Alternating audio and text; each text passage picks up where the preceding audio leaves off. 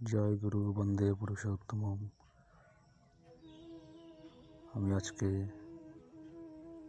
ঠাকুর নির্দেশ মেনে চললে, আচার্যদেবের নির্দেশ মেনে চললে কীভাবে অকাল মৃত্যু কাটানো যায় সেই বিষয়ে আলোচনা করব। মানুষ জন্মেছে, মৃত্যু হবে, এটাই স্বাভাবিক। তবে সময়ের আগে যে মরণটা আমাদের কপালে যোগ হয় সেটা হতে পারে এই জন্মের কোনো কুফলের কারণে বা গত জন্মের কোনো কুফলের কারণে, আর তাকেই বলে অকাল মরণ। আর এই অকাল মরণকে আমাদের বরণ করে নিতে হয়, কিছু করার থাকে না।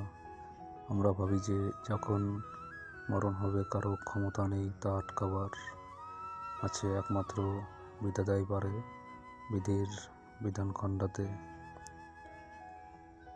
আমরা যদি পরম প্রেমময় শ্রী ঠাকুর অনুকূলচন্দ্রের বিধানে চলি, তিনি যেভাবে যা বলেন তা করি, আচার্য নির্দেশ মেনে চলি, তাহলে অকাল মরণকে জয় করা যায়।